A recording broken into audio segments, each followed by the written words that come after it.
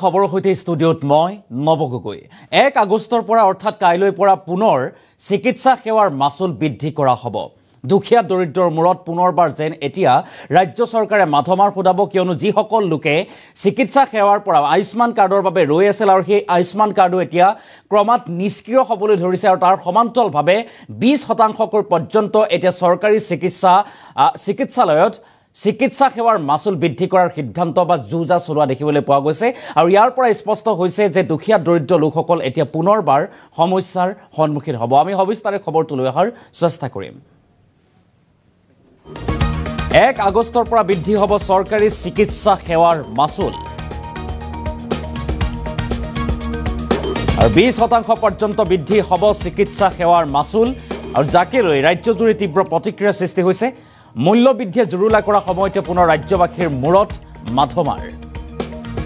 ডাঙৰ খবৰ চৰকাৰী চিকিৎসা সেৱাৰ ব্যয় বৃদ্ধিৰ প্ৰস্তাৱ আগবঢ়োৱা হৈছে চৰকাৰী চিকিৎসা সেৱাৰ ব্যয় বৃদ্ধিৰ প্ৰস্তাৱ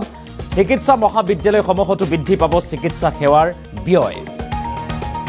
আৰু অধিক দামত এতিয়াৰ পৰা ৰোগীসকলে চিকিৎসা কৰাব লাগিব চৰকাৰী চিকিৎসালয়ত প্ৰতিখন চৰকাৰী চিকিৎসালয়তে প্ৰযোজ্য হ'ব এই নিয়ম 1 আগষ্টৰ পৰা আৰু বৃদ্ধি হ'ব ৰোগীৰ নাম পঞ্জীয়ন সহ সকলো সেৱাৰ মাচুল আৰু বৃদ্ধি হ'ব পেইং কেবিন আদি সকলো সেৱাৰ মাচুল এটা ডাঙৰ খবৰ এই মুহূৰ্তত চৰকাৰী চিকিৎসা সেৱাৰ ব্যয় বৃদ্ধিৰ জুজা চলাইছে এতিয়া চৰকাৰে আৰু চিকিৎসা সেৱাৰ মাচুল বৃদ্ধিৰ সিদ্ধান্তই এটা ৰাজ্যজুৰি সৃষ্টি কৰিছে তীব্ৰ প্ৰতিক্ৰিয়াৰ বিভিন্নজনে বিভিন্ন প্ৰতিক্ৰিয়া ব্যক্ত কৰিছে ইফালে আয়ুষ্মান কাৰ্ড থকা লোকেও লাভ কৰা নাই আয়ুষ্মান কাৰ্ডৰ সুবিধা আৰু ঠাই ঠাই নিষ্ক্ৰিয় হৈ পৰিছে আয়ুষ্মান কাৰ্ড 1 আগষ্টৰ পৰা বৃদ্ধি হ'ব চৰকাৰী চিকিৎসা সেৱাৰ মাচুল এটা ডাঙৰ খবৰ এই মুহূৰ্তত 20% পৰ্যন্ত বৃদ্ধি হ'ব চিকিৎসা সেৱাৰ মাচুল আৰু মূল্য বৃদ্ধিয়ে কুঙা কৰাৰ সময়তে জুৰুলা কৰাৰ সময়তে এতিয়া ৰাজ্যবাসীৰ মূৰত পুনৰবাৰ মাধমাৰ এতিয়া ৰাজ্য চৰকাৰৰ 1 আগষ্টৰ পৰা ৰাজ্যৰ চিকিৎসালয়ত চিকিৎসা খণ্ডত ব্যাপক হাল সলনি হ'বলৈ গৈ আছে আৰু ইতিমধ্যে বি বৰুৱা কেন্সাৰ হাস্পতালতো আয়ুষ্মান ভাৰত আয়ুষ্মান কাৰ্ড নিষ্ক্ৰিয় হৈ পৰিছে বুলি উল্লেখ কৰা হৈছে আৰু এই সন্দৰ্ভত ৰাজ্যৰ মুখ্যমন্ত্ৰী ডক্টৰ হিমন্ত বিশ্ব শৰ্মায়ো উল্লেখ কৰি কৈছে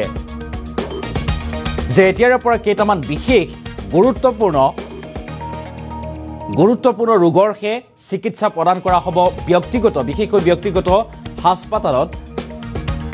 আয়ুষ্মান কাৰ্ডৰ জৰিয়তে 300 বিধ জটিল ৰোগৰ চিকিৎসাকে প্ৰদান কৰা হ'ব আয়ুষ্মান কাৰ্ডৰ জৰিয়তে ব্যক্তিগত হাস্পতালত আৰু তাৰ ভিতৰত আছে প্ৰসৱ কেন্সাৰ হওক বা অন্যান্য যেনে চকু ৰোগ বা বিভিন্ন জটিল ৰোগ ইত্যাদি সমূহে এতিয়া আয়ুষ্মান কাৰ্ডৰ জৰিয়তে চিকিৎসা প্ৰদান কৰা হ'ব বুলি উল্লেখ কৰা হৈছে সমান্তৰালকৈ লক্ষণীয়ভাৱে চৰকাৰী চিকিৎসালয়তো এতিয়া বৃদ্ধি কৰা হ'ব চিকিৎসা সেৱাৰ মাচুল ৰোগীৰ পঞ্জীয়নৰ পৰা আদি কৰি পেইং কেবিন ইত্যাদি লৈকে সকলো ক্ষেত্ৰতে এতিয়া মাচুল বৃদ্ধি কৰাৰ সিদ্ধান্ত লৈছে 1 আগষ্টৰ পৰা এই সিদ্ধান্ত প্ৰযোজ্য হ'ব অৰ্থাৎ ৰাজ্যৰ চৰকাৰী চিকিৎসালয়সমূহত প্ৰায়সমূহ চৰকাৰী চিকিৎসালয়তে এই নিয়ম প্ৰযোজ্য কৰা হ'ব কিয়নো ৰোগীৰ পঞ্জীয়নৰ পৰা আদি কৰি অন্যান্য যিসমূহ দিশ আছে সকলোতে এনেদৰে এতিয়া মাচুল বৃদ্ধি কৰাৰ সিদ্ধান্ত লৈছে 20% পৰ্যন্ত বৃদ্ধি হ'ব পাৰে চিকিৎসা সেৱাৰ মাচুল আৰু মূল্য বৃদ্ধিয়ে জুৰুলা কৰাৰ সময়তে পুনৰ ৰাজ্যবাসীৰ মূৰত এই মাধমাৰ চৰকাৰী চিকিৎসা সেৱাৰ ব্যয় বৃদ্ধিৰ প্ৰস্তাৱ চিকিৎসা মহাবিদ্যালয়সমূহতো বৃদ্ধি পাব চিকিৎসা সেৱা গতিকে এই সিদ্ধান্তক লৈ এতিয়া চাৰিওফালে কেতবোৰ বিভিন্ন প্ৰশ্ন উত্থাপন হোৱা পৰিলক্ষিত হৈছে সমান্তৰালকৈ লক্ষণীয়ভাৱে বিভিন্নজনে বিভিন্ন প্ৰতিক্ৰিয়া ব্যক্ত কৰিছে কিয়নো চৰকাৰৰ এই যি হঠকাৰী সিদ্ধান্ত দুখীয়া দৰিদ্ৰৰ মূৰত পুনৰ মাধমাৰ এই সিদ্ধান্তই কিন্তু সকলোকে জুৰুলা কৰিব বিশেষকৈ দুখীয়া দৰিদ্ৰ লোকসকলক এই কথা উল্লেখ কৰা পৰিলক্ষিত হৈছে আৰু যাকে লৈ বিভিন্নজনে বিভিন্ন প্ৰতিক্ৰিয়া ব্যক্ত কৰিছে আৰু শীঘ্ৰেই ৰাজ্য চৰকাৰে এই সিদ্ধান্ত বাতিল কৰক বা উঠাই লওক বুলি দাবী কৰিছে একাংশ লোকে এই সন্দৰ্ভত কিছু মন্তব্য আছে প্ৰতিক্ৰিয়া আছে আমি সেই প্ৰতিক্ৰিয়া আগবঢ়োৱাৰ চেষ্টা কৰিম বিচাৰিছে আসলতে আমি ধৰিব পৰা নাই ঠিক তেনেকুৱা ধৰণৰ এটা কথা ক'ব লাগিব যে চৰকাৰী পঞ্জীয়নৰ যি মূল্য বৃদ্ধি আৰু প্ৰত্যেকটো বস্তুতে যি চিটি স্কেন হওক MRI হওক প্ৰত্যেকটো বিভাগতে যি মূল্য বৃদ্ধি তেখেতসকলে কৈছে অতি দুৰ্ভাগ্যজনক আৰু অতি ধিক্কাৰজনক অসমৰ পৰা বাহিৰৰ যি দিল্লীত এই ব্যৱস্থা যে স্বাস্থ্য ব্যৱস্থাই হওক শিক্ষা ব্যৱস্থাই হওক খোৱা পানীয়ে হওক বিজুলী বাতিয়ে হওক সকলোখিনি কিন্তু তাত কিন্তু বিনামূলীয়াকৈ তেখেতসকলে যোগান ধৰিছে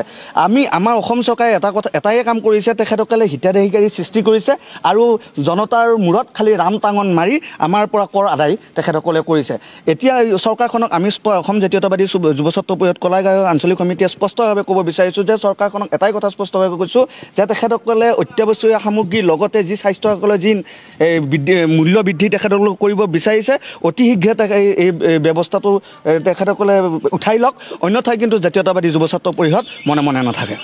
অসম চৰকাৰৰ পৰা যিটো নটিফিকেশ্যন আহিছে স্বাস্থ্যকৰ যি বৃদ্ধি কৰা হৈছে আমি এটা কথা জনাব বিচাৰিছোঁ আমি ওদালগুৰি বাসিন্দা হিচাপে ওদালগুৰি জিলাত এতিয়া বৰ্তমান মাত্ৰ চলি থকা অৱস্থাত এখন মাত্ৰ এম্বুলেঞ্চ আছে 108 তেনেধৰণে হস্পিটেলসমূহ যদি চাব যায় আমাৰ ওদালগুৰি ডিষ্ট্ৰিক্টৰ কোনো এখন হস্পিটেল আপুনি গ'লে আপুনি না আন্তঃগাঁথনি দেখা পাব তাত না দৰৱ পাতি পাব না এণ্টিভেনমৰ ব্যৱস্থা আছে নে কুকুৰা কামোৰা বেজি আছে আমি বিচাৰি ফুৰিব লাগে কিবা এটা সামান্য অসুখ বিসুখ হ'লে ডক্টৰৰ পিছত ডক্টৰ বিচাৰি ফুৰিবলগীয়া হয় এনে অৱস্থাত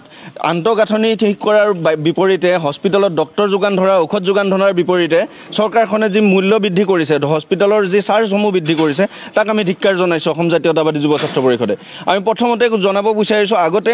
আমাৰ যিসকল চৰকাৰী হস্পিটেল যিসমূহ আছে তাৰ আন্তঃগাঁথনিসমূহ ঠিক কৰক তাত পৰ্যাপ্ত ডক্টৰৰ ব্যৱস্থা কৰক ৰাতিৰ চিকিৎসাৰ ব্যৱস্থা কৰক বহুত কেইখন হস্পিটেলত ৰাতি চিকিৎসা নহয় 1 বজা 2 বজাৰ পিছত আৰু তাত কোনো ডক্টৰ নাপায় কোনো মেডিচিন নাপায় এনেধৰণৰ আখুৱাসমূহ আগতে আঁতৰাই লওক তাৰপিছত কৰ বৃদ্ধি কৰাৰ চিন্তা কৰক অসম চৰকাৰখনে কেৱল জনতাৰ মূৰত ৰাম টাঙন মাৰি কৰ বৃদ্ধি কৰি থাকিলে নহ'ব অসম জাতীয়তাবাদী যুৱ ছাত্ৰ পৰিষদে ইয়াৰ প্ৰত্যুত্তৰ দিব যে অন্যথাই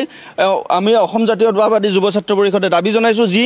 আমাৰ স্বাস্থ্য কৰসমূহ বৃদ্ধি কৰিছে অতি বিলম্বে তাক অনতি বিলম্বে সেই